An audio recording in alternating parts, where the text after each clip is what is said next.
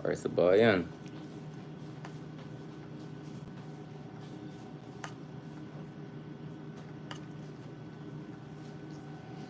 Para sa bayan.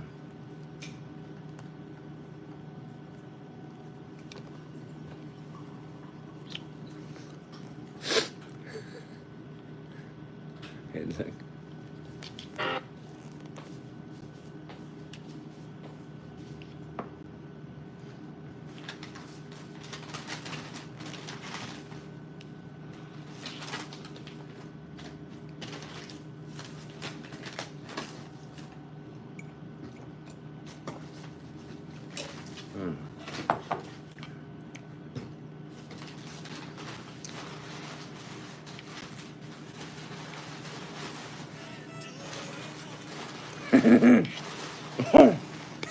Lapit na tayo guys. Papunta pa lang tayo sa exciting part.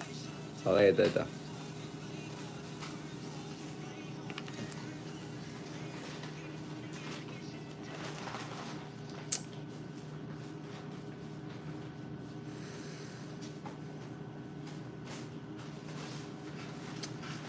Alright. This is it. This is it mga kamets. Mga minamahal natin. Ayan, tapos na yung FIBA. Wala. Hindi na tayo qualify dahil yun nga, hindi nakalusot yata yung team natin dyan sa qualifiers. Nadali tayo dyan ng Brazil. Kaya sabi ko, hintayin natin muna matapos yung game kasi mahirap mag-concentrate. Tapos marami pa sa mga kasama natin. Of course, ay humahabol din dito. Ako naman, simple lang ang ko dyan eh. Simple lang ang philosophy ko dyan eh. Ang hirap ng sport na yan, ang hirap ng basketball kasi unlike football, alam mo sa football guys, isang goal lang kaya mo, kung kaya mo minsan. Tapos defend ka lang ng whole 90 minutes, pwede ka pa manalo. Kaya actually honest yung football para sa akin, mas friendly talaga sa mga underdogs eh. At more importantly, ayan na naman tayo guys, sasabihin na naman nila, hater si Darian, hater na naman si Kenan. Pero guys, I've been saying this for a very long time. Talagang may inherent bias talagang basketball. Hindi ako ang may inherent bias. May inherent bias ang basketball talaga sa height.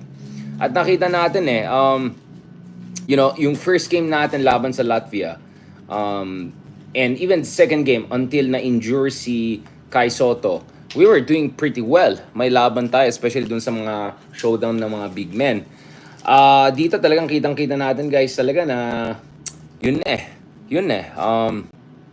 The moment na nagkaroon ng second half, kasi first half leading pa tayo sa Brazil. Second half guys, pagdating sa nagkaroon ng rotation na dun sa players.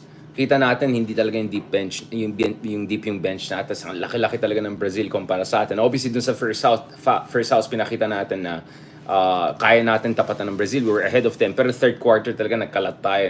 Ilang lang points lang tayo? 6, 7, 8. Habang naka 13.6 sila kaagad dun sa third quarter. So yun talagang guys ang frustrating sa akin sa basketball. Talagang kung wala kang maraming big men and all, over time, mahirap i-sustain talaga yan. So all kudos to Gilas Pilipinas for doing fantastic job dun sa first game, even dun sa second game, sa Georgia, very narrow defeat. Pero dito talaga nakita natin guys, yung mga bansa na may height talaga, kahit hindi sila kasing galing ng Pilipinas. Although of course Brazil is really good. Kudos to them. Ang hirap talaga. Sa akin naman personally, dahil sanay ako sa football na one goal lang, tapos pwede ka na mag-defensive. Azzurri, Italy, and now France, no? Ito yung mga bansa na notoriously sobrang konti ang goal nila, pero they also don't concede many goals. So they managed to go all the way. So yung France kaya nakaabot ng semifinals ng Euros with barely scoring a single goal. Like nakailang goal lang ba sila aside from mga penalties and all. 'Di ba? Si Mbappe nga na best player in the world, arguably hindi nakascore at all so far. Si Ronaldo din, 'di ba? So I don't know guys. I don't know. At tapos nakaka-frustrate din kasi nakita natin yung latest development guys na ito pala yung mga coach, yung mga staff behind dun sa magical performance ng Philippine football team natin, nag-resign na lahat, nagsialisan na lahat kasi wala daw support, wala nang investments. Kaya talagang for me, all kudos to Coach Tim Cone. Sabi ko kahapon, Tim Cone for president. Although, of course, technically speaking, dahil naturalized siya, hindi siya pwede tumakbo higher than mayor, I think. Hindi ko na alam kay Bamban Mayor go, pero baka naman, may bakante siya. No, I mean, I was very inspired by his leadership, yung mga pep talk niya, yan, this is too important, wag kayo mag-slack off. Very, very good coach, very, very tactical. Pero, there's just so much that tactics and coaching can do kung talagang ang labanan dito, height, ang labanan dito, yung wala kang deep bench pagdating sa especially centers. So, all kudos kay Ramos, especially kay Sir Fajardo. Alam ko may mga nagalit sa akin, when nag-comment, nagtanong ako si Sir Fajardo, nandyan pa rin. But wow, guys, nakita man natin dun sa championship natin, sa FIBA World Cup, and ngayon sa qualifiers, he's really, really, medyo may pagka-Lebron James na talagang going strong pa rin, di ba? Going strong pa rin. Si John Fajardo. So, I mean, really kudos. And all respect and support sa Gilas Pilipinas. Pero yun talagang concern. Kasi sa basketball, nakaka-stress siya. Kasi back and forth, back and forth, back and forth. Minsan 10 points behind, 10 points ahead, pwede pa rin humabol. I mean, yeah, that's interesting, pero stressful din siya kasi pataas pa baba. Masyado siyang, it vacillates too much for my taste. Sabi nga nila, ayun ng mga Pilipino daw sa football kasi ang boring daw, kailangan na maraming attention span. Pero at the same time, it favors. Kung underdog ka, mag-defensive, counter-offensive strategy ka lang like France ngayon and Azuri Italy before, may pag-asa ka pa, di ba? And then of course, height, guys. Tingnan mo naman sa football, yung Japan, Korea, especially Japan, hindi sila matangkat at all. Kayang-kaya nila yung mga top European teams. Germany, Spain, lahat nga natalo nila. Pero of course, Espanya tayo for this Euros. Sa tingin ko talaga best team sila. Batang-bata pa, ang galing pa ng Espanya. So all the way Spain. Although, baka makalusot naman yung England and France as usual. But, having said that, guys, I hope maintindihan ng tao na hindi ako hater or anything like that. At hindi naman ako nagpapanggap na expert ako sa basketball. Pero kung hindi rin naman kayo expert sa basketball, wag rin na kayo magpanggap na may karapatan kayo na sasabihin sa akin anong kailangan kong gawin or hindi, 'di ba? Pwede pa yung iba diyan, yung internet, medyo mabagal ang internet natin Sorry kung pwede off. Oo. Anyways, guys, transition naman tayo dito sa politika kasi hindi for some reason hindi ko ito nahabol, guys. Dun sa sorry guys, na-dismaya talaga ako sa laro Naiinis ako Kasi ang galing talaga ng Gilas Pilipinas, guys. We were ranked 8 yata of all of the top 10, 15 teams. Back-to-back lang tayo ng Brazil. Nananalo nga tayo ng first half. So medyo nakakadismaya. Natalo pa natin ng Latvia. Sana magandang showdown ulit sa kanila. Yung Georgia nga, nakalusot lang sila last minute. So medyo nadismaya ako. So actually, yung mga sinasabi natin comments about basketball, Gilas, it comes from a point of love and support. And nakakainis naman yung mga ibang kasama natin. Yun ang ayaw ko sa mga ginagawa ng ibang tao. They never want to see the good intention. They always want to see a bad intention behind any post. Sabi ko lang, sana lang hindi lang si Sir Brownlee ang ma-highlight. Sana ma-highlight din yung mga magagaling na ibang players. Kai Soto, si Ramos, si Fajardo, ang dami, di ba? Si Newzom, ang dami natin mga galing na players. So of course, hindi mo kailangan maging basketball expert kung may nag-iisip ka.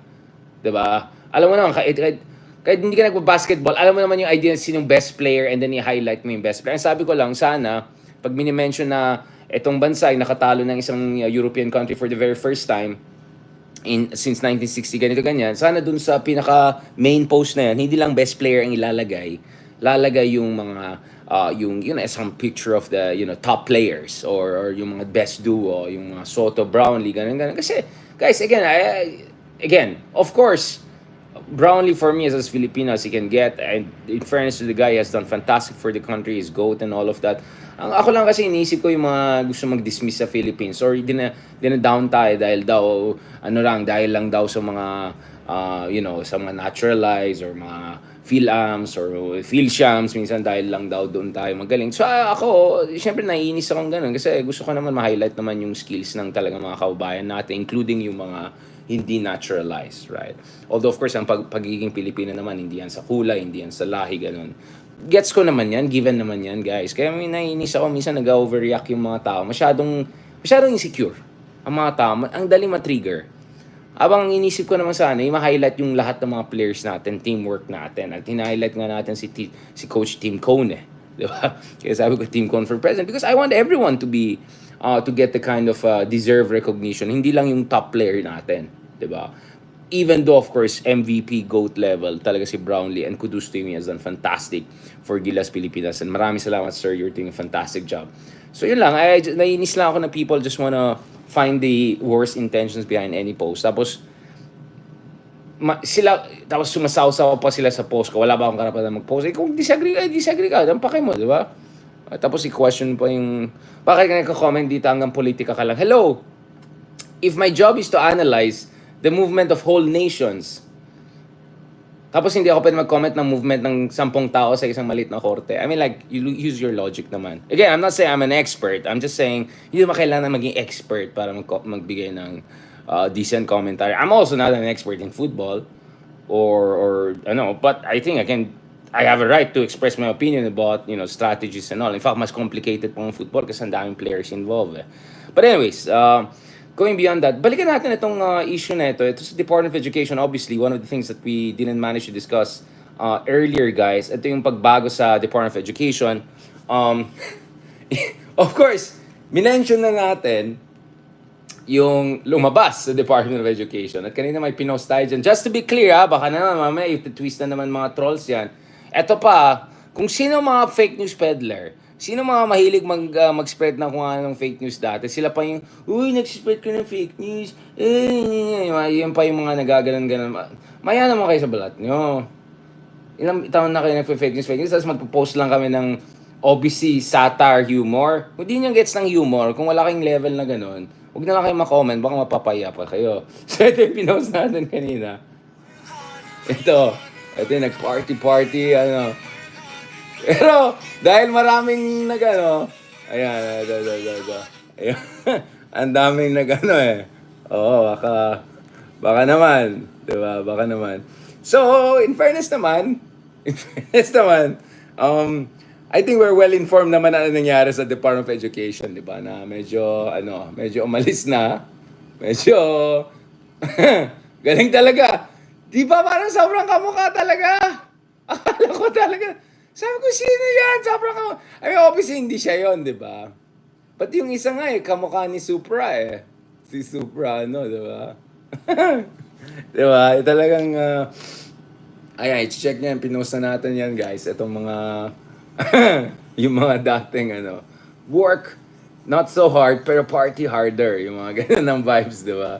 Alright. Now, anyway, guys, seryoso na tayo. Kantsawan aside, guys. Kantsawan aside. Pag-usapan natin kasi medyo seryosong bagay ito. Now, we're talking about education, guys. I mean, this is definitely no joke. At medyo nakakabahala talaga yung situation sa ating bansa. So, kung yung iba gusto nila magsayawan, mag-party or something, bahala na sila dyan mag-party. Mahirap naman talaga na trabaho yan No, I mean, the Department of Education is really a big department. It's a tough job. And the stakes are really, really high, guys. Super really high. So, talagang hindi maintindihan ko kung if ever. Hindi, obviously, itong mga to ay hindi totoo. Mga comedian. Pero yung mga, kahit yung totoong version, kung ganun kagaling din magsayaw at ganun kagaling din mag-relax, maintindihan ko naman kung yan ang pipiliin niyang gawin sa buhay, di ba? But going back to this, guys,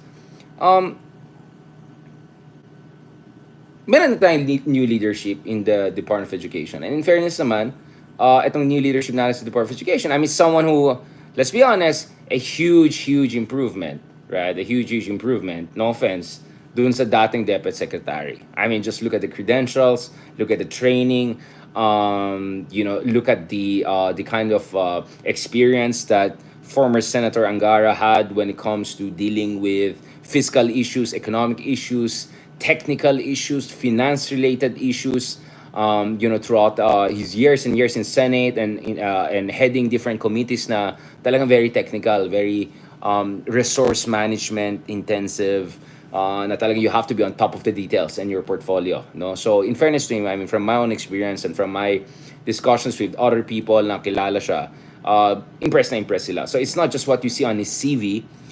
It's also, in terms of his handling of different portfolios and committees that he was in charge of all of those years, almost 2 terms, no? Sa Senado. No? So in fairness to him, on that level, we can see significant jump, significant improvement doon sa leadership ng Department of Education. And I think for everyone, obvious talaga na malaking problema natin sa Department of Education dahil, let's not forget, it's not like Sara lang ang Duterte ang in charge sa Deped. Rodrigo Duterte was our president for 6 years. So, siya yung nag-appoint ng dating leadership ng Deped. Yung administration niya ang nag-oversee, guys, ng Department of Education during the pandemic period. Yung administration ni Digong ang nag-oversee, guys, ng the whole lockdowns of schools and the super bagal and delayed and problematic and uneven reopening of schools as we transition out of the pandemic period. Ang nakakabahala talaga, guys, dito is pag tinignan mo yung education sector natin, sobrang grabe ang lalim ng problema. Kasi if you look at the rankings, whether it's the PISA rankings, which looks at math, sciences, and critical thinking, etc., diba? Second to the last or last. Mga ganyan yung mga rankings natin in recent years. Nakakabahala talaga yan, guys. And I'm not sure there has been any significant improvement in terms of basic education sa Pilipinas. So, this is a serious job. This is a very serious job. At kailangan mo ng isang tao na who understands not only policy issues, not only wonky issues, but understands education-related issues, especially basic education-related issues. So, yun lang talagang kailangan natin, guys, na titignan. So, ang question dito is, obviously, if you look at Senator Angara, he's not an education expert per se, right? It's not like the guy has a PhD or whatever in education. And unlike his father, the late Senator Angara, or Brother Armin, the former Deputy Secretary ng panahon ni Pinoy, I'm not sure he has been in charge of any major university at the top leadership level, diba? So at least in the past, whether it's the late Senator Angara, who was the president of, who was in charge of UP, or whether we're looking at the case of Brother Armin, who was in charge of LaSalle, this senator doesn't bring this to the table. Wait lang, ha. Okay, tanggalin ko lang itong mga walang yung to, ha. Ayan, alright. Yan, deads na kayo. Yun. Alis. Kaya talaga mga engot niya. Ay, sorry, mga ano niya. So, that's why I'm hoping na sana we'll have some clarity about sino magiging team niya. So I'm really hoping na pagdating sa undersecretary and assistant secretary position, or even siguro sa director levels, I really look forward to Senator Angara really getting experts on education, especially basic education, right? Or get people na parang Brother Armin level, or people like his late father, who had a lot of experience with dealing with high quality education sector, right? At the leadership level. So I think absolutely there's no question about credentials of Senator Angara himself. I think he's a very accomplished person at a personal level. I think he understands economics and finance issues very well. Pero ang tanong dito is you need education experts. At yun ang naging problema natin sa yung previous administration under Sara, di ba? Na yung mga tao na in charge, puro mga abogado I mean, no offense, mga abogado, they're great guys, but you need people who really know a thing or two about education sector, especially when ganyan kalala yung situation natin. So it's second to the last rankings. I'm not even talking about math and sciences, no. Medyo tanggap naman natin na may mga weaknesses tayo at saka kahinaan pagdating sa math and sciences, but even in creative thinking, in reading comprehension, hirap na hirap yung mga kabataan natin. Kulela talaga, literally, diba? And then, of course, if you also look at other indicators, so it's not just PISA, because the thing with PISA rankings is that it usually involves the more developed countries, OECD countries, and then usually they pick some few countries from Asia who tend to always come on top, China, Korea, Japan, mga Shanghai, mga ganun, Singapore types, and then now even Vietnam, once top 10, ang Vietnam, number 8 yata siya dun sa PISA ranking sa math yata. But they also get from some from Latin America, from Middle East, mga Turkey, Mexico, mga ganun. So usually, this is for the more developed countries plus some key countries around the world. So you can say that it's a very competitive ranking of 80 countries, let's say. but it's not, a full global ranking of, let's say, 200 countries. But now, if you look at the World Bank ranking, which is much more comprehensive, hindi lang yung mga select countries, OECD essentially, plus some few countries. This is global rankings. And if you look at our global assessment, if you look at the World Bank studies, grabe, 9 out of 10 ng mga kabataan natin age 10 ay nahihirapan dun sa basic, functional literacy, essentially.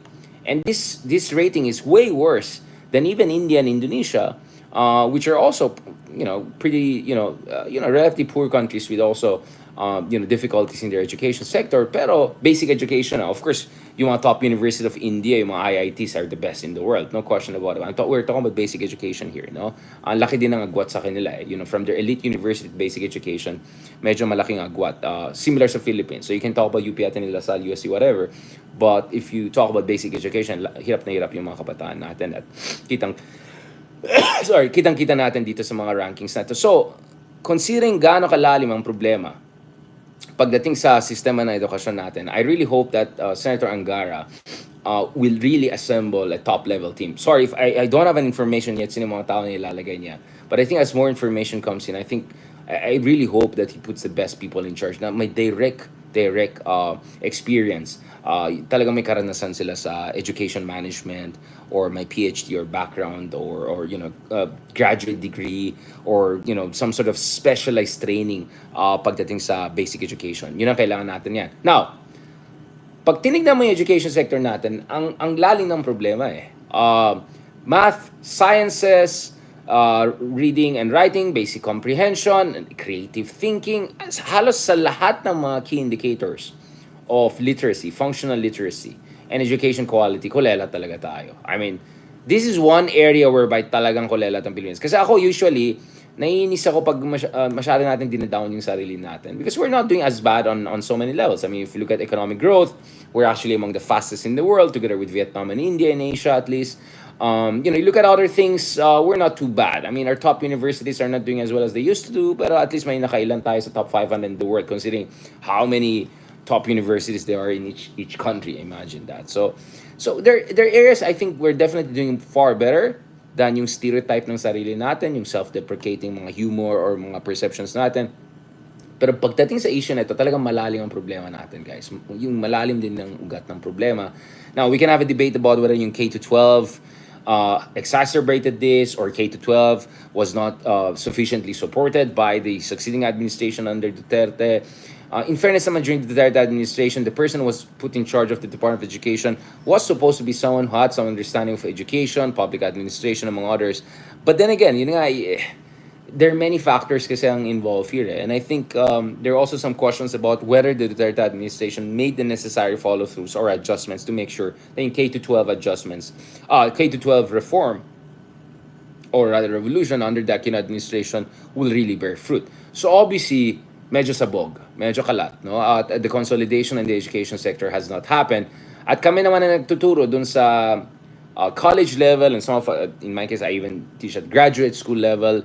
To be honest, nakakabahala din sa amin yan because many professors, university professors are complaining about, the quality of writing, the quality of just, basic facility of with language, yung writing skills, medyo hirap na hirap daw yung mga umaakyat-akyat ngayon. Obviously, kung galing sa mga usual schools na medyo elite, you know what you're gonna get. But you don't measure a country's education quality based on just a few elite universities or elite high schools or elite basic education institutions.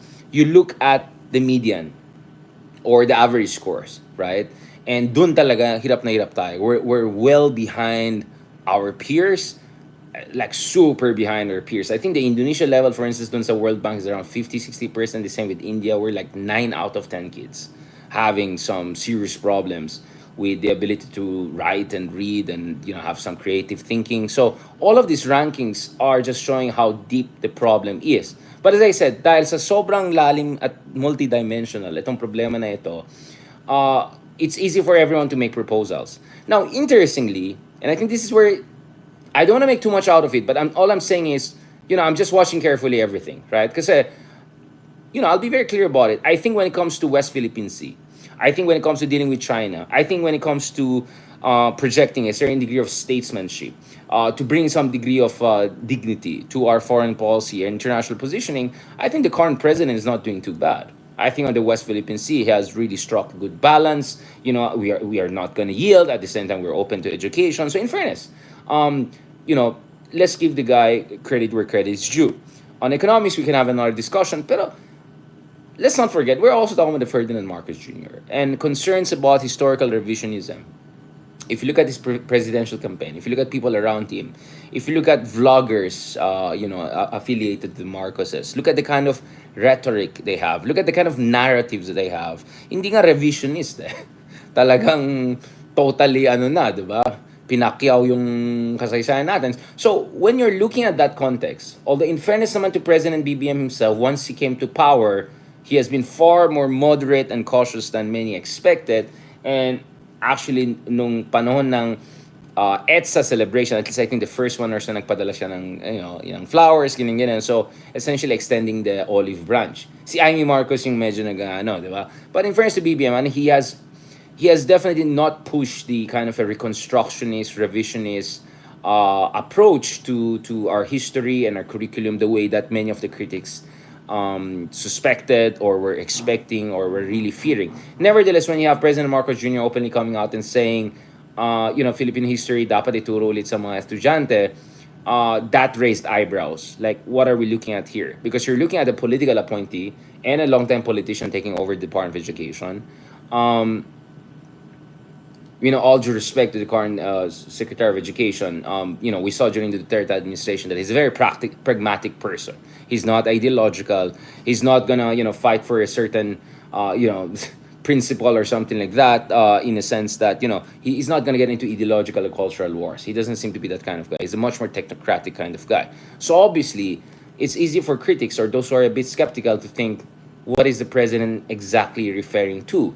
And I think it will be easy also for people to suspect or to wonder if something else is going on. Now, to be fair again, tignan natin yung konteksto ng sinasabi ni Marcos Jr. In fairness to Sonny Angara, he also had some sort of replies recently because some issues, especially itong mga DDS, interestingly, they tried to make some big issue out of some of the things that Marcos was saying recently, to kind of twist it or make something out of it. I mean, that's just incredible, right? Yung mga ka-unit team nila, yung Duterte people, DDS people, na walang ascendancy, moral ascendancy whatsoever, pagdating sa issue ng demokrasya, human rights, sila pa yung gumagawa ng kung ano ng hanas dyan. Diba?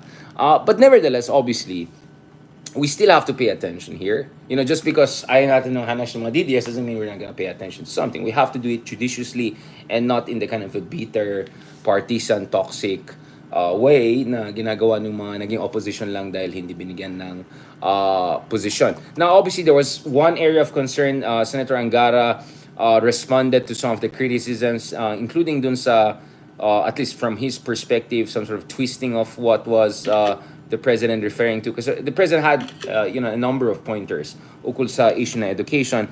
As far as Senator Angara himself is concerned, ang pinag-usapan niya dito is, for instance, he had to defend. Immediately nag-tweet siya the other day and sabi niya, yung comment ni Pangulong Marcos dun sa mga kailangan natin na reforma sa education sector was not referring to, making the K-12 a kind of an employment for abroad program, right? A kind of a vocational program.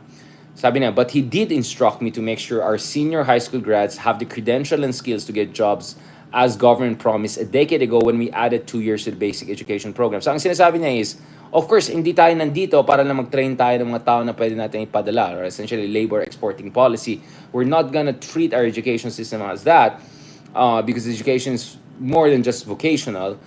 But there has to be a minimum degree, a minimum threshold of training to make sure na just in case ayaw mo na mag-college, you're already employable after 12 years in basic education. And after the 2 years that was added to our basic education, right? So yun yung point na. So, immediately you see Angara is trying to make clarification there. But obviously other people are paying attention also to the president making statements ukol sa issue ng kasaysayan, no? So the president said something about the need, no? Trying to find the exact. Okay, so ito yung interview niya sa Paticol Sulu, no? Sabi ni President Marcos na he already met yung with incoming chief, si Angara, at pinag-usapan nila yung mga concerns nila at mga reforma na kailangan ng gagawin. Pero sabi ni Marcos na there may be, quote, a little bit of policy shift, no? To address dun sa performances ng mga students natin, very poor performance ng mga students natin dun sa mga international rankings and assessments. No? So ayon kay President Marcos Jr., Deped has so many aspects to it. The one thing I asked of him was to please teach our children Philippine history. So obviously, again, for Marcos to talk about Philippine history, obviously that raises a concern because, again, you have that whole historical revisionism shadow. Um, there are some very interesting works by top Filipino scholars and historians that look at the fact that dalawa yan eh. So yung isang problema is actually vacuum of proper education.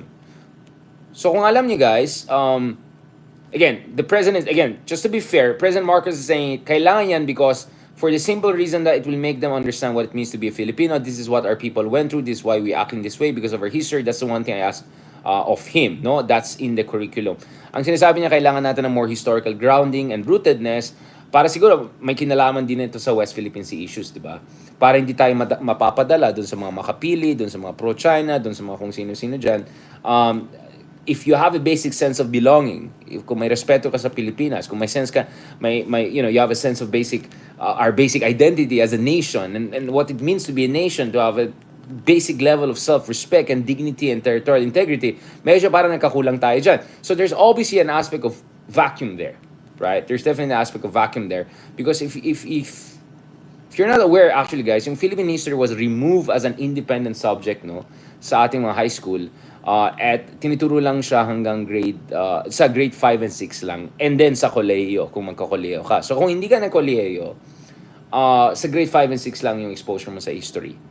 And actually, that's where the second part comes in because many experts and historians who have looked at our curriculum at the level 5 and 6, sobrang whitewashed daw yung kasaysayan natin. Particularly the martial law period. Alright? Particularly the martial law period. So Marcos, though, is saying that yung Deped under Angara's leadership will have to, quote, simplify yung basic education curriculum or the K-12 program. Ayon sa kanila, we go back to make sure that everybody understands the basics. There are many students in grade 5 and 6 who still have difficulty reading and understanding what they read. They cannot solve simple mathematics problem. We must go back to the basics. All right. And then obviously there's this aspect of taking care of the teachers financially. They cannot teach properly if they're thinking about their family. So we have to make sure that they are in a good place so that the teachers can concentrate on actual teaching. Now, I agree with this to a certain degree, but I have also kind of a counter argument that based on my interview naman with Senator Gatchalian, which you can also check on YouTube, guys. On one hand, completely agree ako kay President Marcos that we need to take care of our teachers dahil dapat competitive yung pay sa kanila, diba? So that, and competitive yung recruitment. You know, we really get the best of the best to teach our students. And in fact, that's the model in places like Korea. In fact, in Korea, one of the best paid public servants are teachers in public universities. Right? Sobrang well-paid sila. Kaya ang taas ng kalidad ng education nila in Korea. And they know that if you have a strong basic education program, you will have a world-class managerial class, scientists, engineers, among others na sobrang mahalaga for bringing in high-quality investments and building world-class industry and manufacturing sector. So actually, in theory, it makes sense. But interesting, when I talked to Senator Gatchalian, he said, if you look at the overall budget that we have in the education sector, hindi siya ganun kalayo sa Vietnam. So actually, Vietnam spends similar, per capita numbers pagdating sa education, and yet they perform way better than the Philippines. So for instance, yung functional literacy problem sila is 4 times better than us, right? Just around 2 to 3 out of 10 Vietnamese children at the age of 10 have some issues with reading, writing, and basic Philippines is 9 out of 10. So super malaya sila.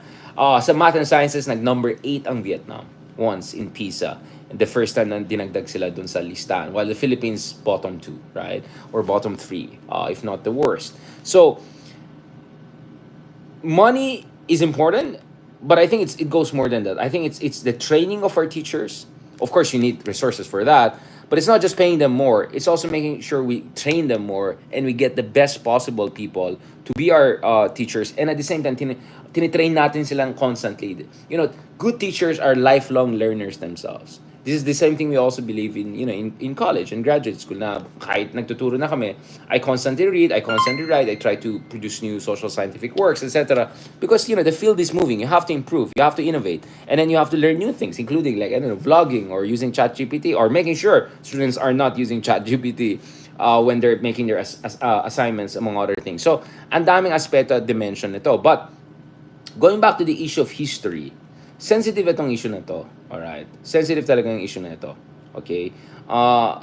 Dahil nga, ang concern dito is, baka naman kung saan mapunta itong pagbalik ng history subjects dun sa pagdating sa ating mga high school, no? Beyond level 5 and level 6, grade 5 and grade 6. So I think it's very important to see ano yung mga guardrails na meron tayo dyan na pag binalik na ang history subject, it has to be the good one. It has to be the proper one. It has to be objective one. And please don't give me this thing about the Dilaw history, whatever. No, go and read. I mean, make a curriculum based on world-class literature.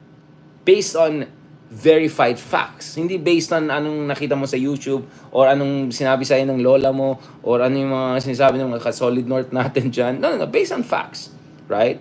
And obviously, when you talk about history, hindi lang dapat martial lang tinitingnan. Dapat titingnan natin kasaysayan natin. Like Rizal, all the way prior to the Espanyol. Right? What was the Philippines before it became Philippines? What was the Philippines before the arrival of the Spanish? What does it mean to be a Filipino? Right? How does the Philippines relate to other countries?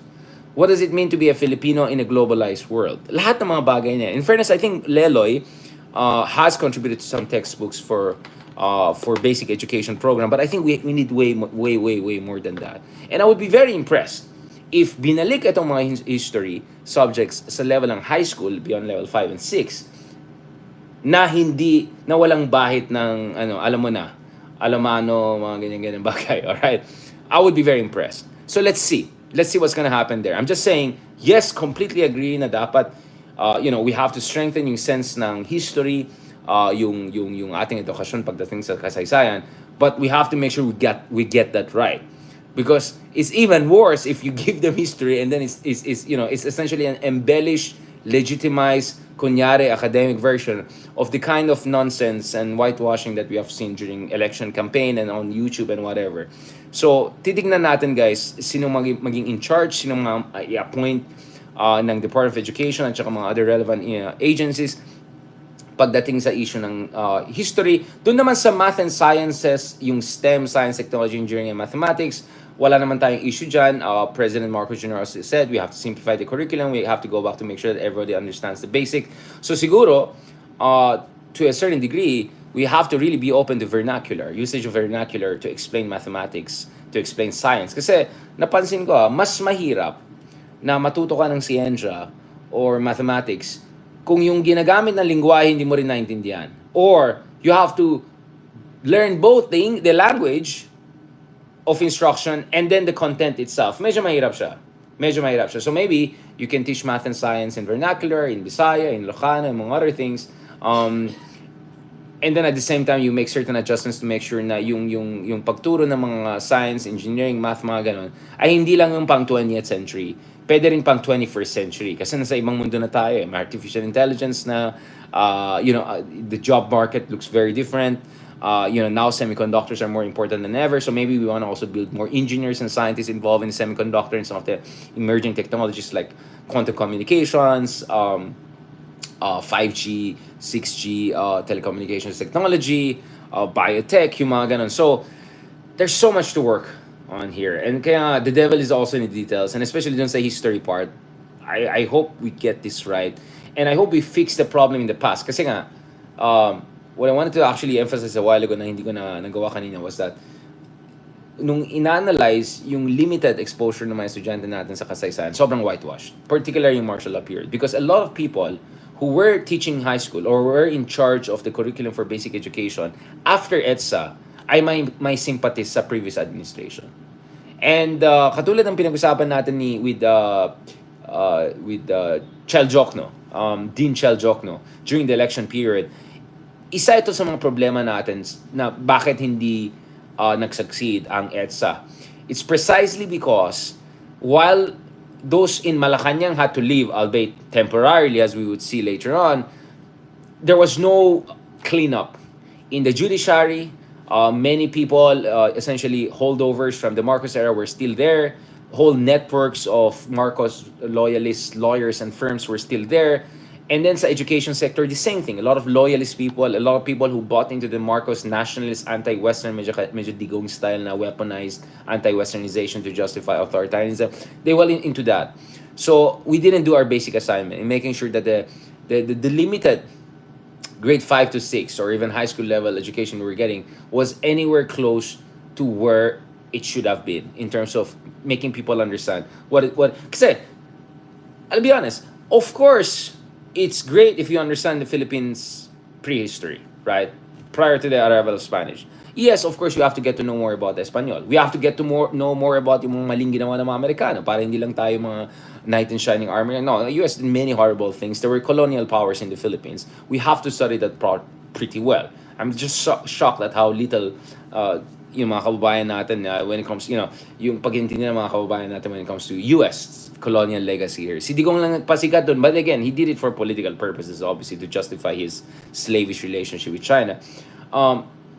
But also, if sa tingin mo, martial law and dictatorship is good, is golden era, then ipso facto, democracy is bad, right? So yun yung implication nan eh. So if you distort actual history ng martial law period, you're effectively distorting and torpedoing our democracy. And guess what? That's already been happening. This is what has been happening over the past 10, 15 years. Dahil sa disinformation online, the last thing you want is disinformation couched as educational curriculum. That's next level disinformation. That's like state propaganda level, and that's what we have to prevent. Again, this is not about being dilawan or anything like I criticize. And tragedy natin is the ones who came after Marcos were also mostly incompetent or worse, right? Well, not necessarily worse, except if it's Digong. But do you get what I'm saying?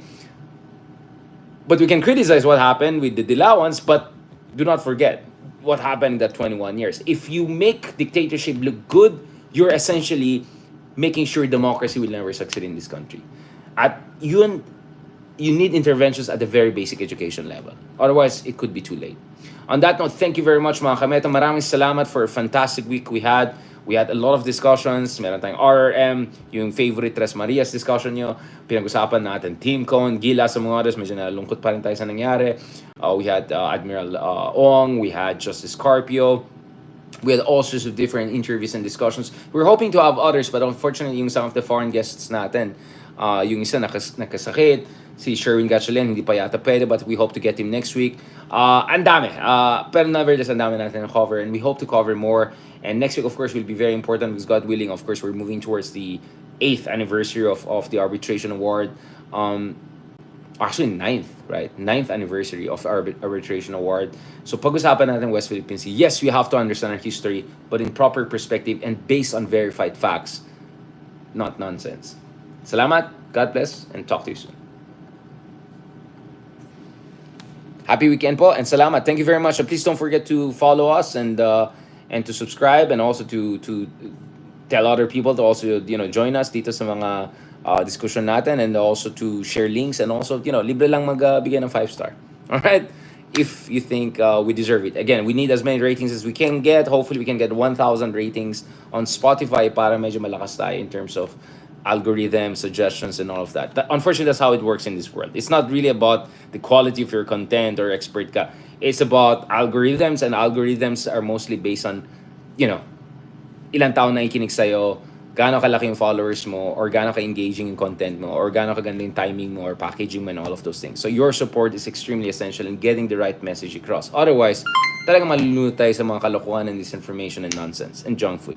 On that note, thank you very much. God bless, and have a blessed Sunday tomorrow, and hope to catch up with you guys on Monday and early next week. Salamat. Talk to you soon. Wag na tayo malungkot sa gilas. Wala, we did our best. I keep on saying, ganyan talaga mag-basketball.